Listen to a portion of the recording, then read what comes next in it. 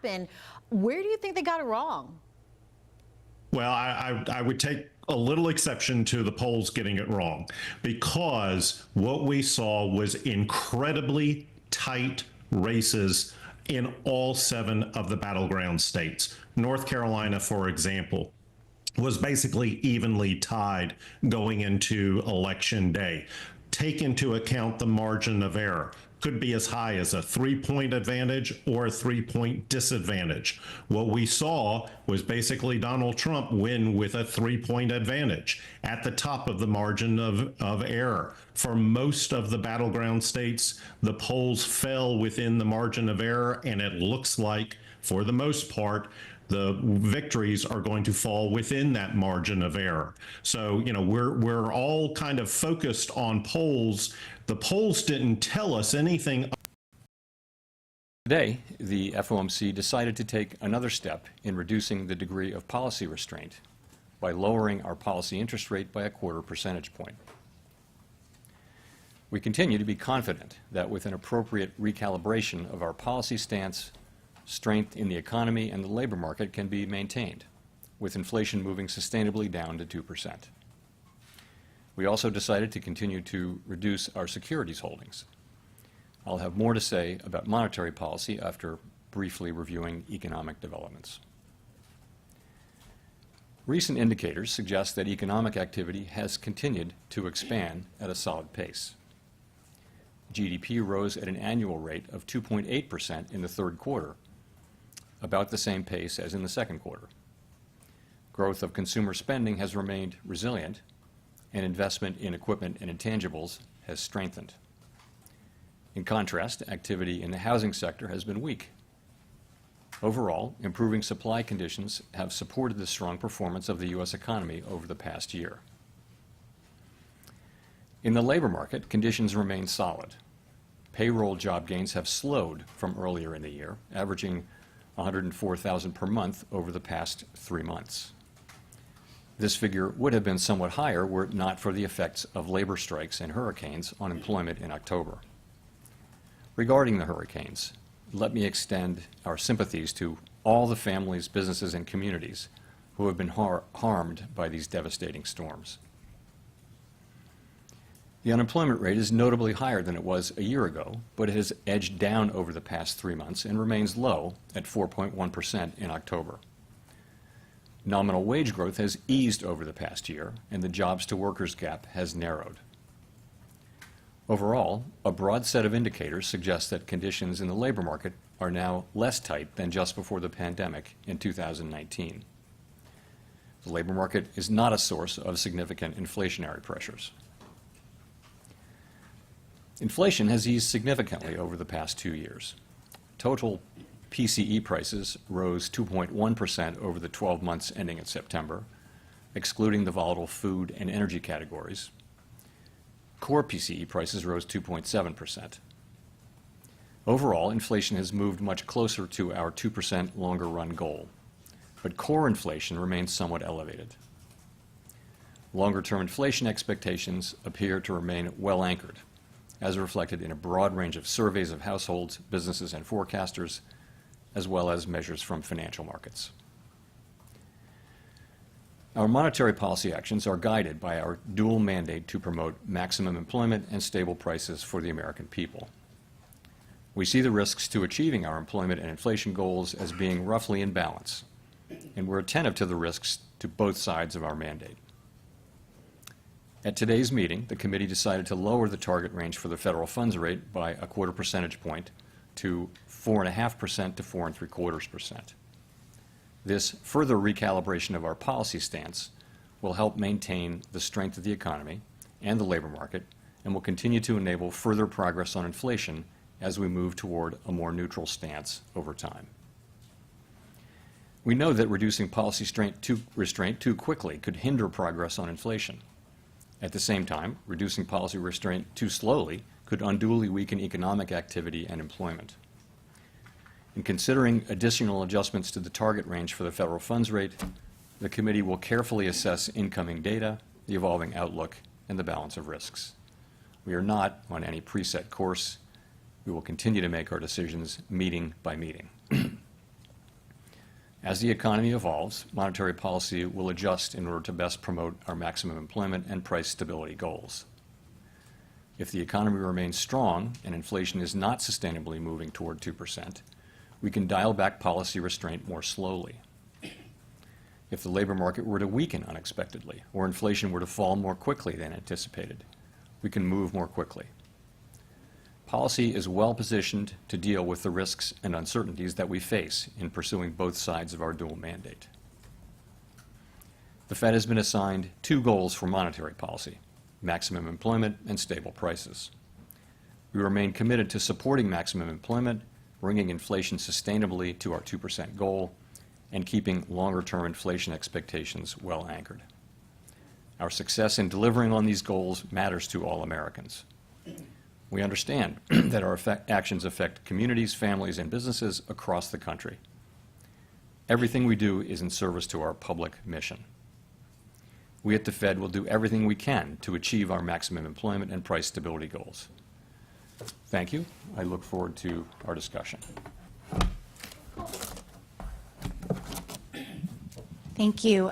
Given the expectation that the election outcome will produce policies that would meaningfully impact the U.S. economy next year, how is the committee taking these proposals into account for upcoming decisions, including potentially the next one in December?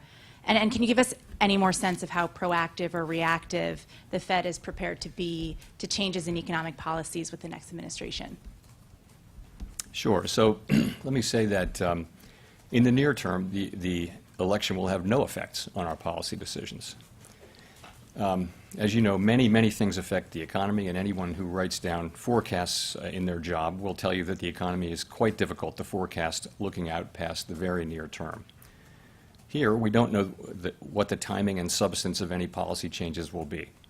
We therefore don't know what the effects on the economy would be, specifically whether and to what extent those policies would matter for the achievement of our goal variables, maximum employment and price stability.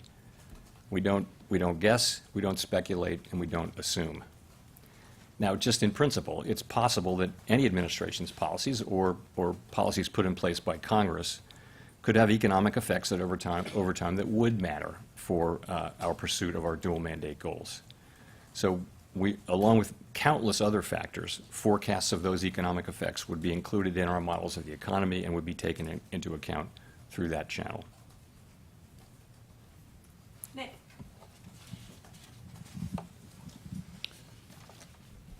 Chair Powell, Nick Timrose from the Wall Street Journal. Roughly 1 year ago, when the 10-year Treasury was flirting with 5% and 30-year mortgage rates were near 8%, you noted how higher borrowing costs, if they were sustained, could weigh on economic activity. Given that you've said you believe policy is restrictive and the Fed is now dialing back that restriction, are the growth risks presented by higher U.S. Treasury yields today any different from those you identified 1 year ago when inflation was still meaningfully above your target? So I would just say this: we've watched the run up in bond rates, and it's nowhere near where it was, of course, a year ago. I guess the long run rates are well below that level. So we're watching that. Things have been moving around, and we'll see where they settle. I think it's too early to really say where they settle. Ultimately, I'm sure we've all read these decompositions of what, and I certainly have, but it's not really our job to provide our specific decomposition. I will say, though, that it appears that the moves are not principally about higher inflation expectations. They're really about a sense of more likelihood of stronger growth and perhaps less in the way of downside risks. So that's what they're about. We do take financial conditions into account if they're persistent and if they're material. Then we'll certainly take them into account in our policy. But I would say we're not at that stage right now. It's just something that we're watching. And again, these things don't really have mainly to do with Fed policy, but to do with other factors in the economy. If I could follow up, is the September SEP, are those rate projections still valid? Do they still seem relevant given where we are now? You get halfway through the cycle between the last set and the next set. I wouldn't want to comment one way or the other. Let's talk about the data we've gotten since the last meeting. So in the main, the economic activity data have been stronger than expected. The NIPA revision was stronger.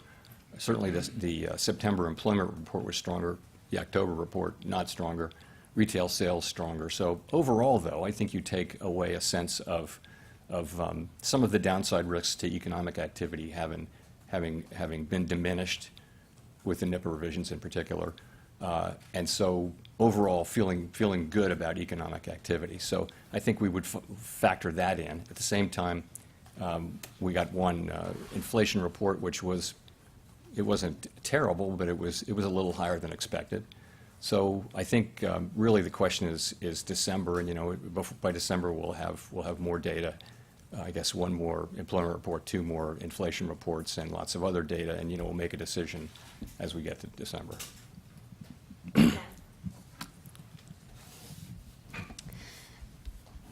Gina Smilik from the New York Times. Thanks for taking our questions, Chair Powell.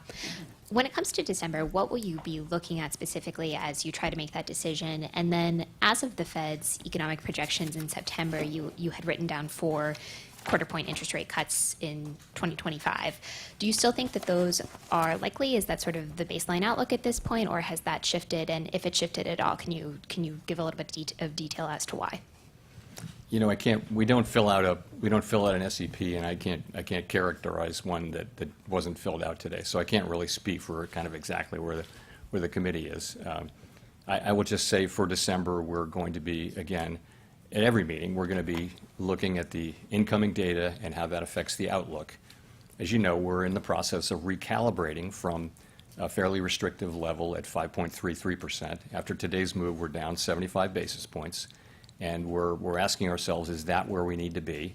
That we're trying to steer between the risk of moving too quickly and perhaps undermining our progress on inflation, or moving too slowly and allowing the labor market to weaken too much. We're trying to be on a middle path where we can maintain the strength in the labor market while also enabling further progress on inflation. We think that's where we are, but that's the question we're going to be asking in September and in other meetings. And again, I can't really update you on the committee's thinking because we don't fill out an SEP at this meeting. Yeah, totally appreciate that. I guess when it comes to your own thinking, do you think that a full percentage point of rate cuts in 2025 is a reasonable outlook?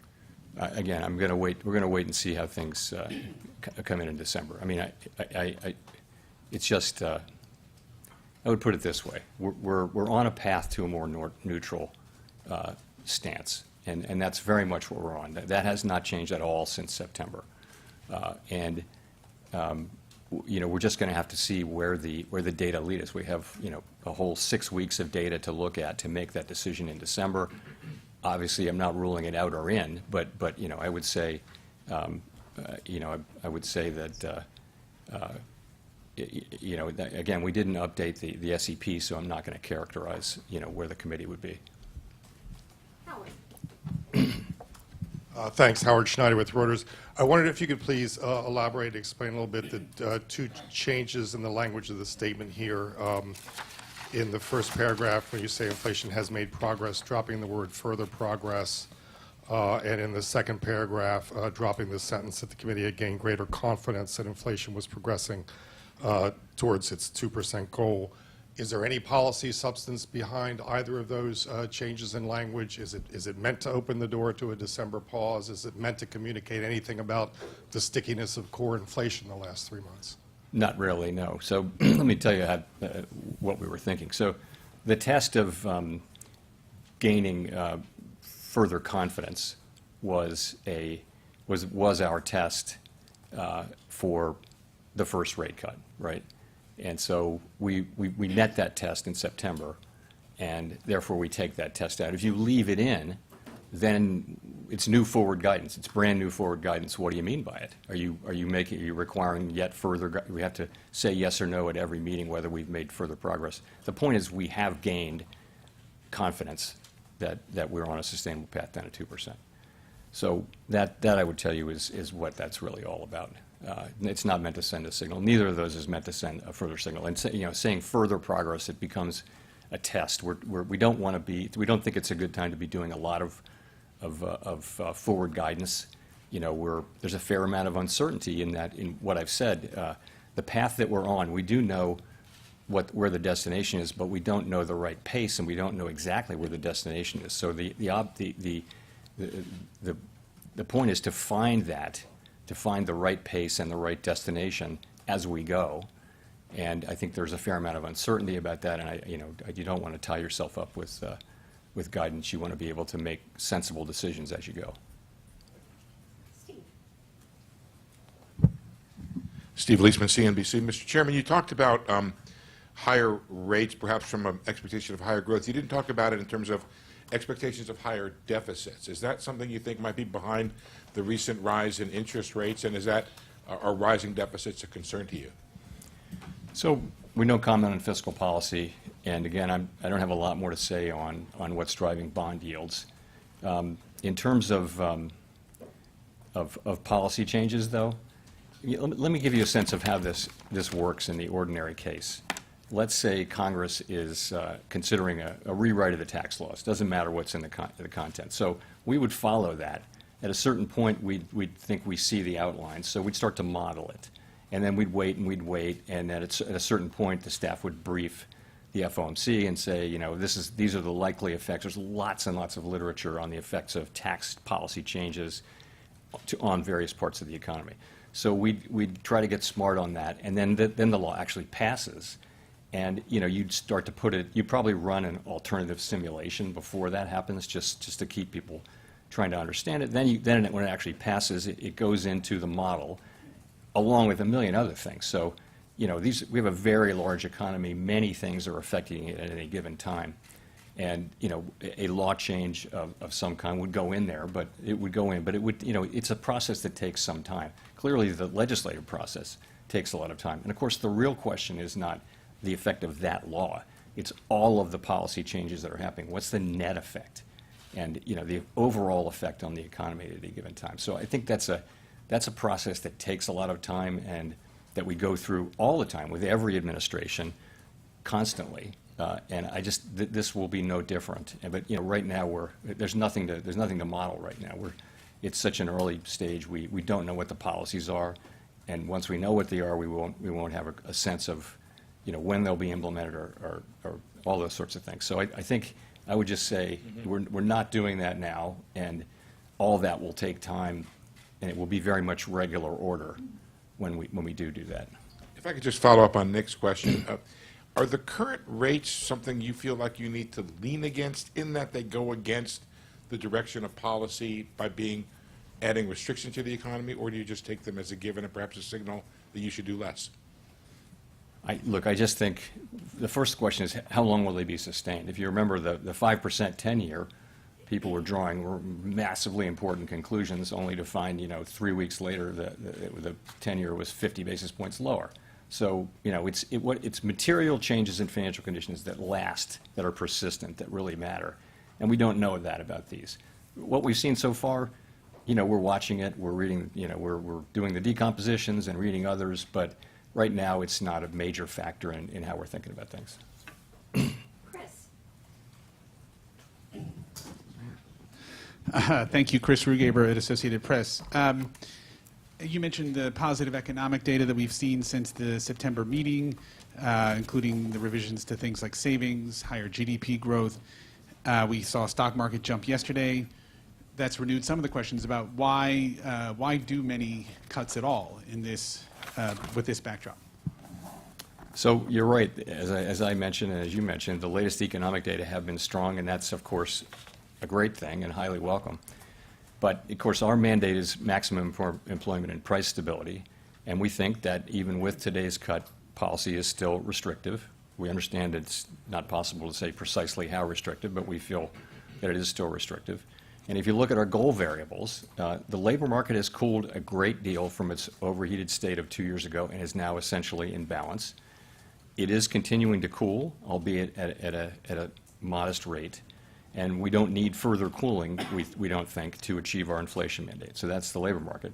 Inflation has moved down a great deal from its highs of 2 years ago, and we judged, as I mentioned, that it's on a sustainable path back to 2%. So the job's not done on inflation. But if you look at those two things, we judged in September that it was appropriate to begin to recalibrate our policy stance to reflect this progress, And today's decision is really another step in that process. Overall, as I mentioned, we believe that with an appropriate recalibration of our policy stance, we can maintain strength in the labor market even as our policy stance enables further progress toward our inflation goal. Great. And just to follow up, what might cause you to pause rate cuts in December? What kind of economic data would lead you to that path? Thank you. So we haven't, made any decision like that at all. But we're in the process, as I mentioned, of moving policy down, our stance down over time to more neutral level. And as a general matter, as we move ahead, we are prepared to adjust our assessments of the appropriate pace and destination as the outlook evolves. So, for example, if we were to see the labor market deteriorating, we'd be prepared to move more quickly. Alternatively, as we approach levels that are plausibly neutral or close to neutral, it may turn out to be appropriate to slow the pace at which we're dialing back restriction. Again, haven't made any decisions about that, but that's certainly a possibility. If you can think of it as similar to what we do with asset with asset runoff, with QT. So we reach a point where we slow the pace, much like an airplane reaching the airport slows down. And so we're thinking about it that way, but it's something that we're just beginning to think about. Edward. Thanks, Chair Powell. So with the noise in the jobs reports that we've seen, and you look at the Fed's favorite inflation, PCE inflation, overall it's 2.1%, very close to the Fed's target, but core inflation is 2.7%, and it's been that way since July. So why doesn't this data give fuel to a rate pause for this meeting? Well, so I think if you look at the 3 and 6 month, you're quoting the 12-month. So we look at all of them, right? But if you look at the 3 and 6 month core PCE, you'll see they're around 2.3%. So we look at all of them, and we also look at 12 as well. But what it's telling us is that we really have made significant progress, and we expect there to be bumps. For example, the last 3 months of last year, the core PCE readings were very, very low, probably unsustainably low. So that's why forecasts generally see a couple of upticks toward the end of the year. On the other hand, the January reading certainly looks like an example of residual seasonality, so that we saw last year. So when that falls out of the 12-month calculation in February, we should see a thing down. So it'll literally be a bump up and then down. We understand that. Overall, you see the progress on inflation, and you also look at the economy and you say, what is the inflation story now? Where's it coming from? So I point to a couple of things. One is the non-housing services and goods, which together make up 80% of the core PCE index, are back to the levels they were at the last time we had sustained 2% inflation, which happens to be in the early 2000s for a period of 5, 6, 7 years. So they're back to that level. What's not is housing services. So let's talk about housing services. Housing services is higher. What's going on there is, market rents, newly signed leases are experiencing very low inflation. And what's happening is older, leases that are turning over are taking several years to catch up to where market leases are, market rent leases are. So that's just a catch-up problem. It's not really reflecting current inflationary pressures. It's reflecting past inflationary pressures. So that's one thing. The other thing is I'd say look at the labor market, not a source of inflationary pressures. Where's it coming from? It's not a very tight economy. What is the story about inflation? You see that catch-up inflation also in insurance and several other areas. So you're seeing we're not declaring victory, obviously, but we feel like the story is very consistent with inflation continuing to come down on a bumpy path over the next couple of years and settling around 2%. That story is intact, and it won't be 1 or 2 really good data months or bad data months aren't going to really change the pattern at this point now that we're this far into the process. So you're quickly trying to get to that neutral rate that you see, or do you foresee that you have some time to get there? Nothing in the economic data suggests that the committee has any need to be in a hurry to get there. We are seeing strong economic activity. We are seeing ongoing strength in the labor market. We're watching that carefully, but we do see maintaining strength there. And so we think that the right way to find neutral, if you will, is carefully, patiently. Again, that's not meant to have a specific meaning, other than to the extent the economy remains strong, we have the ability to take advantage of that as we try to navigate that middle path between the two risks. Hi, Chair Powell. Craig Torres from Bloomberg. 2 questions today. Did you learn anything about what Americans think about the economy from the election results? First question. Second question. I want to talk about some labor market indicators, and I do so with great respect for your attentiveness to the maximum employment side of the mandate, Chair Powell.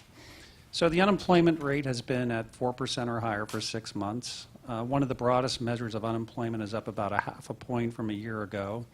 Compensation gains are sliding back. The quits rate, a signal of labor market dynamism, has been heading down to that bad neighborhood of the 20 teens. So you have put a marker at Jackson Hole saying any further cooling is unwelcome. It is cooling generally a little bit further. So at what point do we reach what you would describe as a shortfall from maximum employment? Thank you. Sure. So on your first question, I'm not going to talk about anything that relates directly or indirectly to the election. On the second one, this is the great question, and it's the one we think about all the time. So I'll just say a couple things. There's nothing really surprising here. What we know is that the unemployment rate is low. We also know that it's moved up significantly from a year or so ago. So we've seen a big change upward in unemployment. Sometimes that has meant bad things. So far, it doesn't appear to be. It appears that I wouldn't say that the labor market has fully stabilized, because I do think it's continuing to very gradually cool, but it seems to be in a good place. And our policy, of course, is designed to keep it in that good place, to maintain the strength in the labor market while also enabling further progress on inflation. You mentioned a bunch of indicators, and you're right. The openings to unemployment rate is back to a normal level. I would characterize it more broadly as normalizing. You mentioned wages.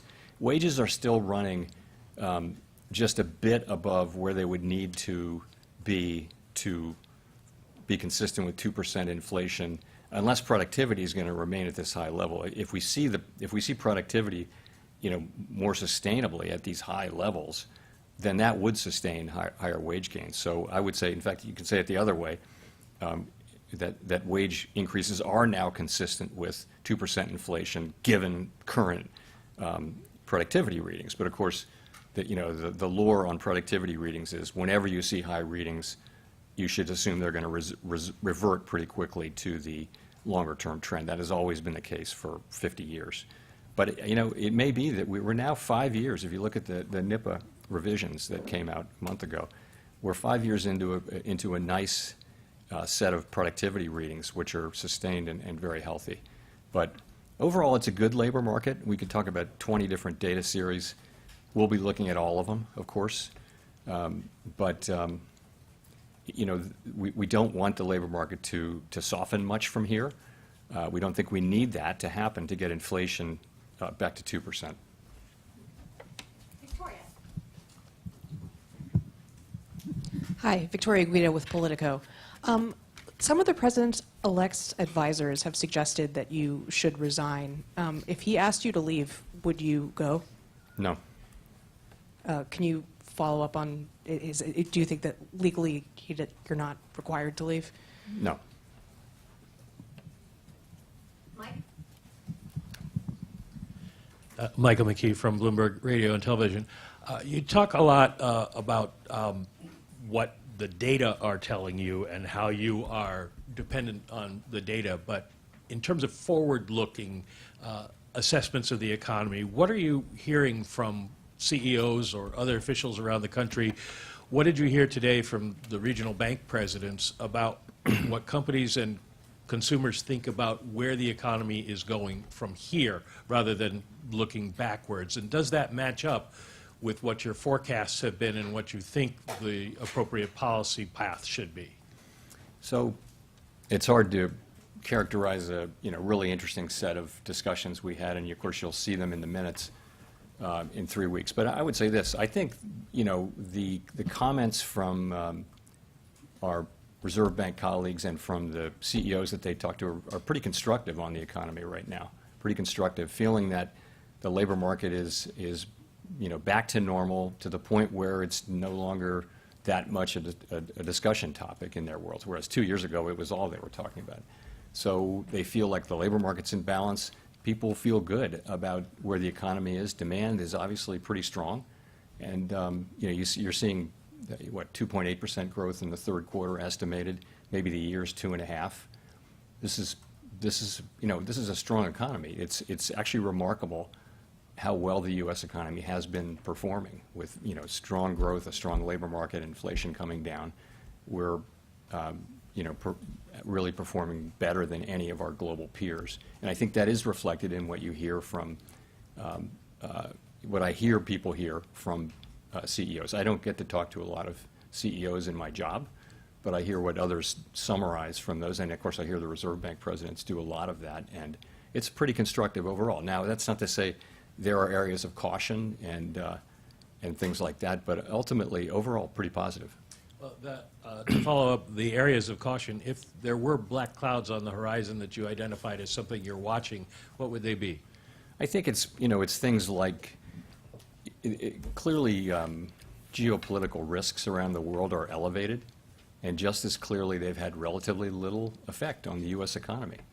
Now, that can change through the price of oil or otherwise, but people talk about those as something that's on the horizon all the time. But ultimately, if you look at the U.S. economy, its performance has been very good, and that's what we hear from business people, and expectation that will continue. If anything, people feel next year. I've heard this from several people that next year could even be stronger than this year.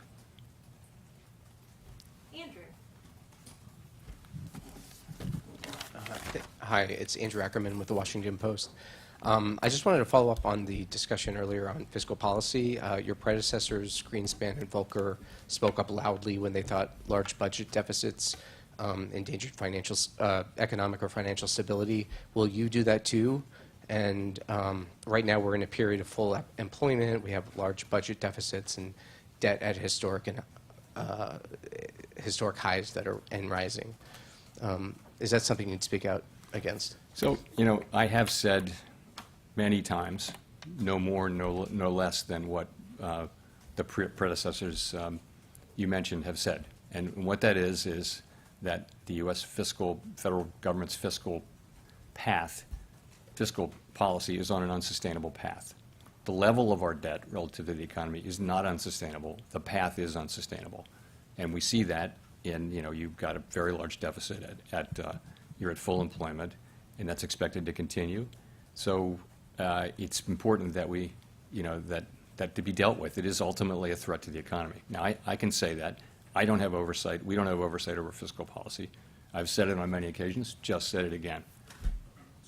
Okay, thank you. I guess the other question is, to follow up on Victoria's question, do you believe the president has the power to fire or demote you, and has the Fed determined the legality of a president demoting at will any of the other governors with leadership positions? Not permitted under the law. Not what? Not permitted under the law. Thank you. Courtney. Courtney Brown from Axios. In response to Howard's question, you said it wasn't an ideal time to give forward guidance because of the economic uncertainties. Can you lay out what some of those uncertainties are, and whether or not it includes some of the proposals that the president-elect has put out on the campaign trail? Tariffs, for instance? No, I was not referring to the new administration's policies at all, nor will I today. So what I'm just saying is, as we look ahead, we know, and I mentioned this in my statement, that the risks are two-sided. I guess I should start by saying that we think that the economy and we think our policy are both in a very good place, And, but as you look forward, you say, what are the risks? And one risk is that we would move too quickly and find ourselves having moved too quickly and inflation comes back and we lost our chance to get inflation back to 2%. So we have to avoid that risk. And to avoid that risk, that means you want to move carefully. The other risk is that we move too slowly and that we allow the labor market to weaken too much and do unnecessary damage to the labor market and to people's working lives. That says don't get behind the curve. So these two things are the two risks that we have to manage. And so we're in the middle there. We try to be in the middle and deal with both of manage both of those. Again, the idea is to maintain, support the strength we have in the labor market and in the economy. So with somewhat less restrictive but still restrictive policy, enable further progress toward our 2% inflation goal. This is a thing where we're meeting by meeting, we're going to be making our assessment of what the right path is. It's not as important, the precise timing of these things is not as important as the overall arc of them. And the arc of them is to move from where we are now to a sense of neutral, a more neutral policy. We don't know exactly where that is. We only know it by its works. We're pretty sure it's below where we are now. But as we move further, there will be more uncertainty about where that is. And we're going to move carefully as this goes on so that we can increase the chances that we will get it right. Simon. Thank you, Chair Powell. Simon Raminovich with The Economist. I know you don't want to share your decomposition of bond yields, but if you look at the break-evens, it is clear that longer-term inflation expectations do seem to have risen, up at about 2.5%, for example, on the 5-year. That's up half a point from when you cut in September. Do you have any concern at all that longer-term inflation expectations are de-anchoring, or put another way, are anchoring at a slightly higher level? Thanks. So we would be concerned if we thought we saw longer-term inflation expectations anchoring at a higher level. That's not what we're seeing. We're still seeing between surveys and market readings broadly consistent with, I looked at the 5-year earlier today, and it's probably moved, but it's just not. It's kind of right where it's been, and also it's pretty close to consistent with 2% PCE inflation. So that's been a traditional one that we look at a lot. But overall, expectations seem to be, and really have throughout this, in a place that's consistent with 2% inflation. But you're right to say we watch that very carefully, and we will not allow inflation expectations to drift upward. But that's really why we reacted so sharply back in 2022 was to avoid that. Kelly. Hi, Chair Powell. Kelly O'Grady, CBS News. We just talked about what you've heard from business leaders on the economy, but many average Americans are still not feeling the strength of the economy in their wallets. So what's your message to them on when they might expect relief? So you're right that we say the economy is performing well, and it is, but we also know that people are still feeling the effects of high prices, for example. And the world went through a global inflation shock, and inflation went up everywhere, and it stays with you because the price level doesn't come back down. So what that takes is it takes some years of real wage gains for people to feel better. And that's what we're trying to create, and I think we're well on the road to creating that. Inflation has come way down. The economy is still strong here. Wages are moving up, but at a sustainable level. So it's just I think what needs to happen is happening, and for the most part has happened. But it'll be some time before people regain their confidence and feel that. And we don't tell people how to feel about the economy. We completely respect what they're feeling. Those feelings are true. They're accurate. We don't question them. We respect them. And just a quick follow-up. President-elect Trump has been critical of your performance. Any concern about his influence on the Fed's independence? I'm not going to get into any of the political things here today, but thank you. Nancy. Hi, Chair Powell. Nancy Marshall-Genzer with Marketplace. What is your plan if we start to see stagflation? So that's the whole plan is not to have stagflation, so we don't have to deal with it. So that is actually our plan.